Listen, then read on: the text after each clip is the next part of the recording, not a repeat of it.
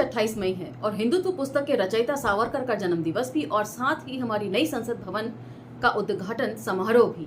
तो क्या ये महज एक इत्तेफाक है या सोच समझकर प्लान तरीके से किया गया काम है? क्योंकि संविधान निर्माता डॉक्टर BR अम्बेडकर के जन्म दिवस के अलावा भी 26 जनवरी और 15 अगस्त जैसी तिथियां हमारे सामने मौजूद हैं, फिर क्यों आज ही के दिन को चुना गया है? इसके पीछे कहीं ना कहीं सरकार की मंशा भी जाहिर होती है, क्योंकि आधारशिला रखते वक्त ना तो भूतपूर्व राष्ट्रपति जी कोविंद को पूछा गया और ना ही मौजूदा राष्ट्रपति द्रौपदी मुर्मू जी के हाथों इसको इनॉग्रेट करवाया जा रहा है। और साथ ही गृह मंत्री अमित शाह जी का एक अजीबोगरीब बयान भी सर्कुलेशन में है, जिसमें वे ये बात कह रहे हैं कि संविधान के साथ साथ नई संसद भवन में राजदंड यानी कि सेंगोल को भी रखा जाएगा। ये कहीं ना कहीं सरकार की मंशा भी जाहिर करती है। 100 साल पहले अपनी पुस्तक हिंदुत्व में जो सावरकर ने लिख दिया है, आज हूबहू वही सारी बातें सरकार जो है इम्प्लीमेंट करना चाह रही है। ऐसा लगता है कि जैसे इस राजदंड के जरिए पेशवाई राज को दोबारा लाने की कोशिश की जा रही है। आप में से बहुत से लोग नहीं जानते होंगे कि दरअसल ये पुस्तक जो है हिंदुत्व 1923 में ही लिखी गई थी, लेकिन काट छांट के बाद 1924 में ये आम जनता के बीच में प्रकाशित करके लाई गई थी। तो इस लिहाज से भी इस पुस्तक को लिखे हुए पूरे 100 साल हो गए हैं और आज के एपिसोड में हम जानेंगे कि सावरकर ने 100 साल पहले जो लिखा था, आज किस तरह सरकार हूबहू उसी तरीके पर, उसी तर्ज पर काम कर रही है। अंत तक इस एपिसोड में हमारे साथ बने रहिएगा और इसे दूसरे प्लेटफॉर्म्स पर शेयर करना न भूलिएगा। सबसे पहले क्विक रिकैप कर लेते हैं। पिछले एपिसोड में हमने सावरकर के माध्यम से जाना कि किस तरीके से संस्कृति के माध्यम से, कला और शिल्प के माध्यम से और साथ ही त्योहार और महोत्सवों के माध्यम से सावरकर ने ये जबरदस्ती साबित करने की कोशिश करी कि हिंदू संस्कृति ही दरअसल भारतीय संस्कृति है, जो सरासर गलत है। भारतीय संस्कृति एक मिलीजुली तहजीब है। इसमें सिर्फ हिंदू संस्कृति नहीं, दूसरे धर्मों और समुदायों की संस्कृतियां भी शामिल हैं। तो यहाँ तक तो हमने पिछले एपिसोड में जान लिया था और आज हम यहाँ से आगे चलेंगे और जानेंगे इसकी तीसरे जो मेन पॉइंट है उसके ऊपर चर्चा करेंगे। तो चलिए मेरे साथ। जय भीम, मैं शालिनी और आप देख रहे हैं अम्बेडकरनामा। आज का टॉपिक है हिंदुत्व का तीसरा प्रमुख अभिलक्षण, मतलब थर्ड इंपॉर्टेंट पॉइंट क्या है। और इसे जरा ध्यान से सुनिएगा। नई सरकार बिल्कुल इसी तर्ज पर काम कर रही है। हिंदू उसे ही कहा जाता है जिसे सिंधु से समुद्र तक फैली हुई ये भूमि अपनी मातृभूमि के रूप में अत्यधिक प्रिय होती है। वैदिक सप्त सिंधु के हिमालयी उच्च प्रदेश में जिसके प्रारंभ होने का स्पष्ट प्रमाण उपलब्ध है, लेकिन कभी भी रेफरेंस के तौर पर इसे उपलब्ध नहीं करवाया इस पुस्तक में। और नए नए प्रदेशों से आगे बढ़ती हुई जिसको उसने स्वीकार किया, उसे अपने में समाविष्ट करके उसे आत्मसात किया। मतलब नए नए राज्यों का विस्तार हिंदुओं ने जब किया तो बीच बीच में जो भी संस्कृति आई उसको ये निगलते चले गए और अपने में समाहित करते चले गए। उसे चरमोत्कर्ष पर पहुंचाकर जो जाति हिंदू नाम से जिसने उत्कर्ष किया, उसे महान जाति का रक्त हिंदू के नाम के लिए योग्य प्रमाणित होने वाले प्रत्येक व्यक्ति के शरीर में प्रवाहित होता है। हिंदुओं का तीसरा प्रमुख अभिलक्षण है, इसे गौर से सुनिए। हिंदुओं का तीसरा प्रमुख अभिलक्षण है समान इतिहास। न्यू एजुकेशन पॉलिसी के तहत जो मुगलों का चैप्टर है उसे हटाया गया है और सारे के सारे जो है हिंदू रिलेटेड चैप्टर्स डाले गए हैं। समान वांग्मय, जैसा कि हिंदुत्व या आरएसएस का दूसरा लिटरेचर। समान कला, एक ही निर्बंध विधान। इसके बारे में हमने पिछले एपिसोड में जाना है कि ये हिंदू निर्बंध विधान क्या है, इसकी कोई सीमाएं नहीं है, इसलिए ये असीमित है। और अभी सावरकर ने स्पष्ट तौर पर कहा है कि इन्होंने सभी संस्कृतियों को अपने में समाविष्ट कर लिया, यानी कि निगल लिया। एक ही धर्म व्यवहार शास्त्र। एक धर्मनिरपेक्ष देश में ये कैसे संभव है? कमेंट सेक्शन में इन सब बातों का जवाब देते चलिएगा। एक साथ मिलकर मनाए गए उत्सव, एक साथ की गई यात्राएं, आचार विधि, त्योहार तथा एक जैसे संस्कार, ये कैसे संभव है? सारांशतः वे जो हिंदू संस्कृति अपनी प्रतीत होती ही है, कैसे प्रतीत होती है, यदि नहीं होती है तो मनवा कर दम लेंगे। ऊपर निर्दिष्ट सभी अभिलक्षण प्रत्येक हिंदू के पास दिखाई देंगे ये संभव नहीं है, परंतु हिंदू बांधवों में जो परस्पर समानता दिखाई देती है वह अन्य किसी अरब अथवा इंग्लिश व्यक्ति से दिखाई देने वाली समानता से निश्चित रूप से अधिक ही होगी। इसी प्रकार हिंदुओं के ये अभिलक्षण किसी अहिंदू में नहीं दिखाई दे सकते, ये बात भी सच नहीं है, परंतु तब भी इन दोनों में समानता की तुलना में असाम्यता अधिक होगी। तो एक बहुत बड़ी बात सावरकर कह रहे हैं, अगले कुछ लाइनों के जरिए समझिए। अतः जो ईसाई अथवा मुसलमान समुदाय अभी तक हिंदू ही था और धर्मांतरित प्रथम पीढ़ी दुखी व क्रोधपूर्ण धार्मिक जीवन जी रही थी, उन मुसलमान तथा ईसाई जातियों को हिंदू जातियों का शुद्ध रक्त उत्तराधिकारियों के रूप में प्राप्त हुआ है। कि मतलब यदि आप धर्म परिवर्तन कर भी लें तो भी आप सोच से हिंदू ही बने रहते हैं और यही हिंदुत्व की विशिष्टता है। आप धर्म परिवर्तन करने के बावजूद भी जात पात के कुचक्र से फ्री नहीं हो पाते हैं। आपको याद होगा हमने जब पुस्तक पढ़ी थी जाति आखिर क्यों नहीं जाती, उसमें हमने 11 लेख पढ़े थे विद्वानों के।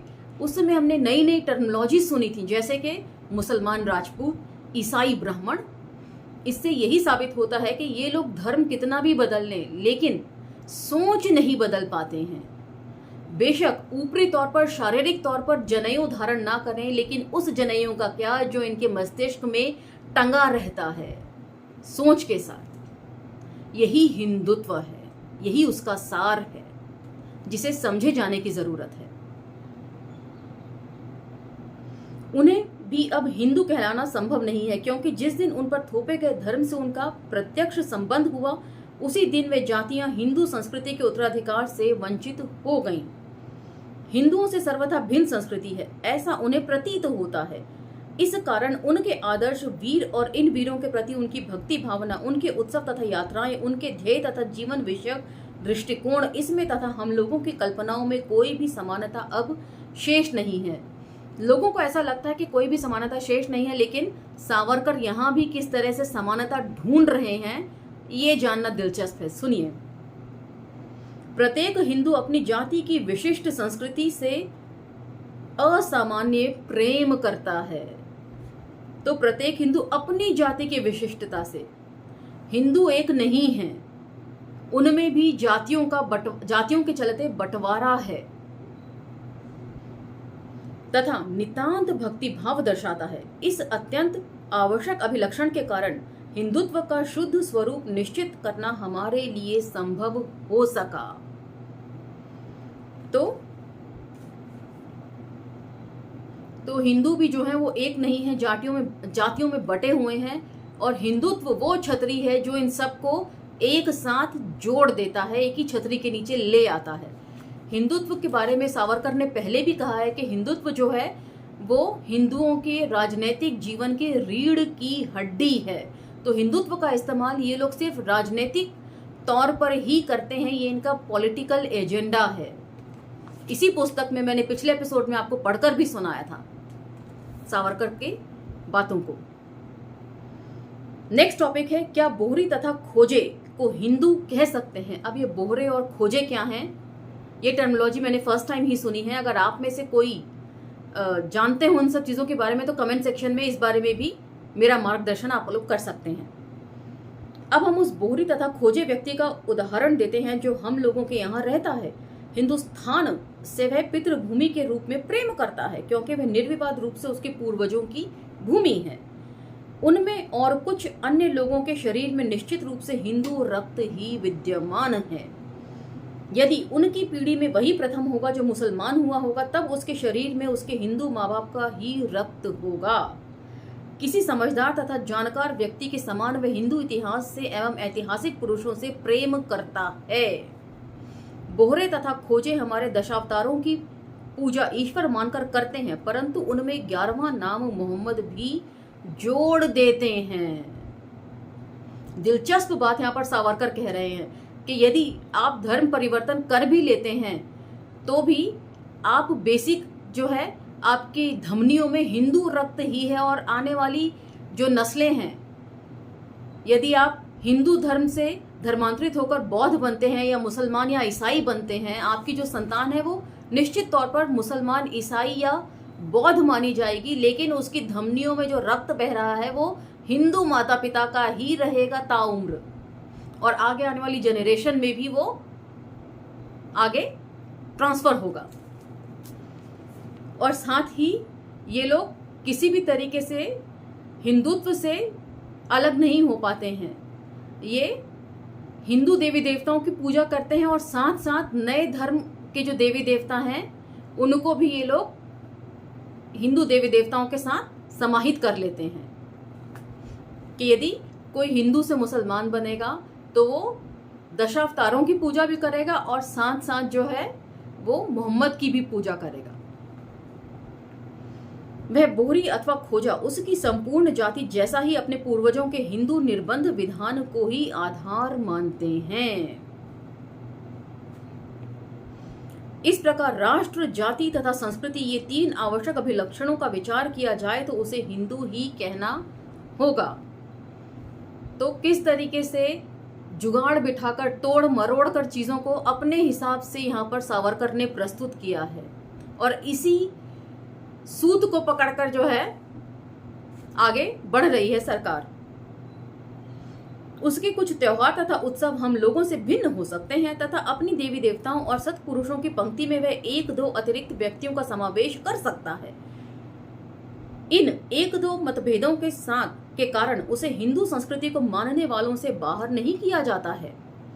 हिंदुओं की कुछ उपजातियों में कुछ पृथक रीति रिवाजों का पालन किया जाता है। कई बार तो इन रीति रिवाजों में परस्पर विरोधी होने की बात भी देखी जाती है। तब भी वहां सभी उपजातियां हिंदू ही कहलाती हैं। तब हिंदू धर्म के तीन ऊपर वर्णित अभिलक्षण जिनमें विद्यमान है, उन बोहरों को अथवा खोजों को हिंदू कहने में क्या कठिनाई हो सकती है। मतलब हमने भंवर मेघवंशी जी की आत्मकथा मैं एक कार सेवक था में पढ़ा था कि ये लोग एक बार आरएसएस ज्वाइन करने के बाद यदि आप आरएसएस को छोड़कर चले भी जाएं तो भी वो आपको ताउम्र जो है आरएसएस का व्यक्ति ही समझेंगे। उसी तरीके से हिंदू भी यदि आप धर्म परिवर्तित भी कर लेते हैं तो भी ये लोग आपको हिंदू ही समझते हैं, क्योंकि ये जानते हैं कि धर्म परिवर्तन करने से आपकी सोच में परिवर्तन नहीं आने वाला है। और सोच को इतने अच्छे तरीके से इन्होंने हाईजैक किया है कि धर्म परिवर्तन के बावजूद भी आप हिंदुत्व के अम्ब्रेला के नीचे ही खड़े हुए रहते हैं ताउम्र। तो ये बात समझने की है। वस्तुतः इस प्रकार उन्हें हिंदू कहने में कोई दोष नहीं है, परंतु हिंदुत्व के एक अभिलक्षण के प्रति उनका जो दृष्टिकोण है उसी कारण उन्हें हिंदू नहीं कहा जा सकता। ये कौन सा अभिलक्षण है इसके बारे में कोई मेंशन यहाँ पर नहीं किया गया है। यह अभिलक्षण संस्कृति शब्द में ही समाविष्ट हो जाता है। फिर भी इन विशेषणों में उसे गौण मानकर उस पर ध्यान न देना उचित नहीं होगा, अर्थात विचारों की दृष्टि से वे बहुत महत्वपूर्ण है। कहने का मतलब है कि हिंदुत्व के खिलाफ एक छोटे से विचार को भी हमें निर्मम तरीके से कुचल देना चाहिए ताकि वो आगे जाकर हिंदुत्व के लिए खतरा ना पैदा कर सके। और इसी पुस्तक के तीसरे चैप्टर में सावरकर ने लिखा है कि किस तरीके से बौद्धों का इन्होंने निर्मम तरीके से नाश किया है। यही लिखा है कि जब विरोधी आपकी विपरीत विचारधारा का हो तब उसका तो और भी निर्मम तरीके से नाश किया जाना चाहिए। यही बात यहाँ पर सावरकर ने लिखी है कि एक छोटा सा विचार भी जो है वो हिंदुत्व के लिए खतरा उत्पन्न कर सकता है, इसीलिए उसको निर्मम तरीके से कुचल दिया जाना चाहिए।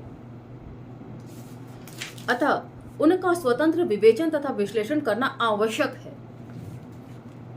इस बात की चर्चा अभी तक इसलिए नहीं की गई क्योंकि उस पर यथोचित विचार करने के पश्चात सदा के लिए निश्चित एवं परिणाम कारक निर्णय लेने का हमारा विचार हिंदुत्व तथा हिंदू धर्म इन दो शब्दों का महत्व तथा उनसे व्यक्त होने वाला अर्थ निश्चित रूप से ज्ञात करने के पश्चात हम लोग इस स्थिति में पहुंच जाएंगे कि इस शब्द का विश्लेषण करने की पूरी साधन सामग्री हम लोगों को प्राप्त हो गई है, ऐसा कह सकेंगे।